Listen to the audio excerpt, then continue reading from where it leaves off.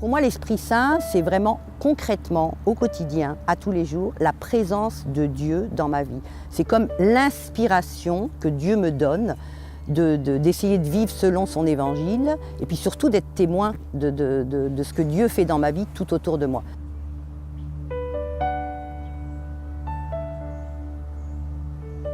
L'Esprit Saint, c'est vraiment ce que Jésus a promis de nous laisser quand il est remonté vers le Père. Et puis c'est vraiment une force qui, à tous les jours, nous permet vraiment d'être témoins, comme Jésus nous l'a demandé.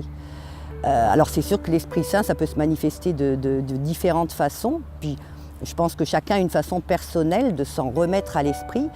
Mais pour moi, tous les matins, je commence vraiment ma journée en disant à l'Esprit Saint, prends les rênes, prends les commandes, et puis montre-moi ce que je dois faire, ce que je dois dire, etc., etc.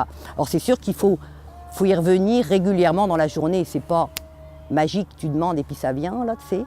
Mais il faut vraiment sans cesse se prédisposer à est-ce que vraiment l'Esprit Saint me mène? Est-ce que vraiment l'Esprit Saint me conduit? Quand on arrive à le vivre, on sent qu'on vit comme une sorte de lâcher-prise. C'est-à-dire c'est plus moi qui décide de mener ma petite affaire, mais c'est vraiment je décide de laisser Dieu, à travers l'Esprit Saint, me montrer comment aller, comment marcher, comment conduire. Mais après, il faut le vouloir. C'est toujours la même chose. Non, mais c'est vrai. Parce que des fois, on voudrait bien aller dans une direction, l'Esprit Saint nous en montre une autre, et puis on pense que peut-être quand même aller dans ma direction. Donc c'est ça, le fait de prier l'Esprit Saint, c'est de se dire, j'accepte que ça soit plus moi seul qui conduit ma vie, ou mes actes, ou mes pensées, ou mes paroles, mais d'accepter de se dire, je crois qu'à travers l'Esprit Saint, je vais faire la volonté de Dieu. Viens, Esprit Saint, viens, toi l'amour, viens. C'est dans la prière que vraiment j'ai rencontré l'Esprit Saint. Qu'est-ce qui s'est passé dans les dernières années? C'est que j'ai vécu des épreuves, oui, j'ai vécu une séparation, puis j'ai recommencé beaucoup à me remettre en prière parce que j'avais besoin d'aide. J'ai commencé à me sentir qu'il y avait des réponses à ma prière. Je me sentais inspirée, je me sentais guidée. Comment je peux décrire ça? C'est une force, un grand goût de la prière qui m'est revenu, un grand goût de retourner vers les sacrements, vers l'Eucharistie, puis un sentiment profond d'être aimé.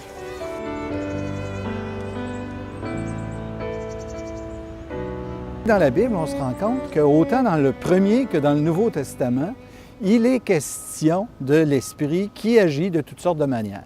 On ne fera pas la liste de tous ces endroits du Premier Testament où l'Esprit est présent, mais quand même, c'est inspirant parce que ça nous parle de la naissance de Jésus, ça nous parle de la création du monde et ça nous parle d'épisodes comme ça de la Bible qui sont tout à fait fascinants. Mais pour moi, qu'est-ce que l'Esprit fait? Qu'est-ce que l'Esprit me donne? Qu'est-ce qu'il me transmet? Et on va voir dans le Nouveau Testament, et on se rend compte qu'il y a de multiples manières de parler des actions de l'Esprit Saint pour nous aujourd'hui. Le dimanche de la Pentecôte de l'année C est très riche pour nous donner toutes sortes de points de comparaison entre nous et les actions de l'Esprit. Par exemple, on va dire que l'Esprit est un défenseur. On s'inspire évidemment de l'Évangile selon Jean. L'Esprit est un avocat. L'Esprit est là pour nous permettre de faire face au présent et de construire un avenir. Ou encore, on va parler de l'Esprit comme d'un enseignant. L'Esprit est là pour alimenter notre mémoire sur ce que Dieu a fait pour nous, mais aussi pour nous ouvrir un avenir avec lui, pour nous faire voir ce qui pourrait advenir si on prenait au sérieux les bonnes idées qu'il nous donne. Et chose étonnante, dans ce dimanche de la Pentecôte de l'année C, on découvre dans la deuxième lecture, la lettre aux Romains, que c'est un bon notaire, l'avocat. C'est un bon notaire parce qu'il est celui qui nous aide à accueillir l'héritage qui nous vient de notre adoption par Dieu. Nous sommes devenus fils et filles de Dieu et grâce à cet héritage, voilà que nous avons accès à toutes sortes d'éléments absolument fantastiques témoignant de notre appartenance avec Dieu. Donc, c'est lui un peu qui gère l'héritage que nous recevons de Dieu. Ça semble difficile à mettre en images précises.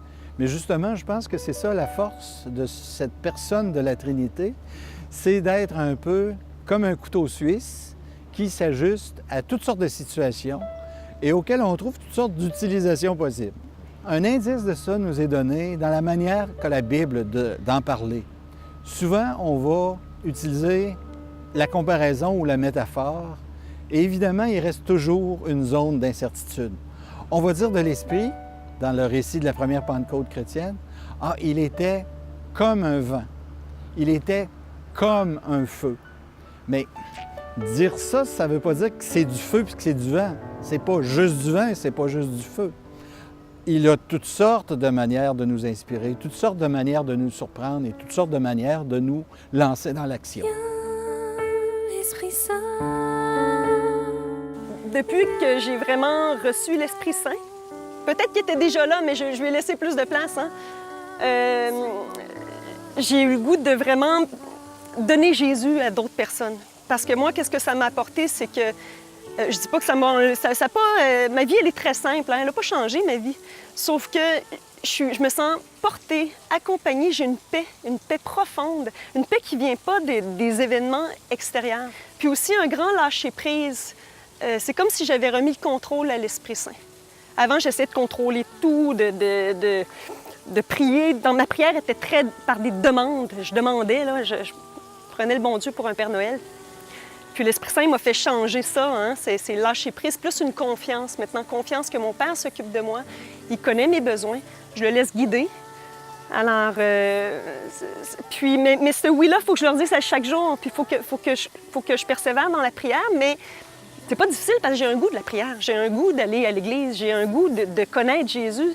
L'Esprit Saint m'a donné aussi cette soif de Dieu. Vous comprenez? Alors, c'est pas quelque chose qu'il faut que je force, c'est quelque chose qui me submerge.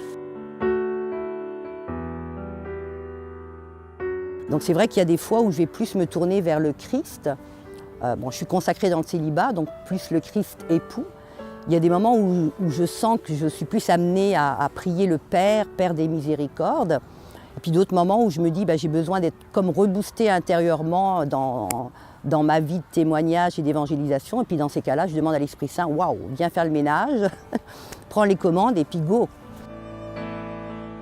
Ô Esprit Saint, âme de mon âme, je t'adore. Éclaire-moi, guide-moi, fortifie-moi, console-moi.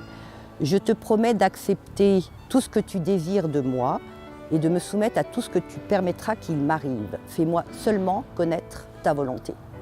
Donc moi je dirais que pour s'en remettre à l'Esprit Saint, même si c'est cours 101 là, on lui demande.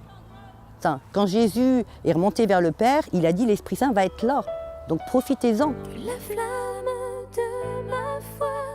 C'est un trésor que j'ai trouvé. C'est un grand trésor. J'ai vraiment l'impression d'avoir trouvé un trésor, puis je serais prête à tout donner pour garder mon trésor. Mais je veux le partager aussi. J'aimerais ça l'annoncer à tout le monde que oui, on n'est pas seul, on est soutenu, on est aimé, on est accompagné. Puis si vraiment on s'accroche à la source, qui est Dieu, qui est Jésus, hein, dans la personne de Jésus, on ne marche pas tout seul à travers les épreuves de la vie. Puis on marche dans l'espérance.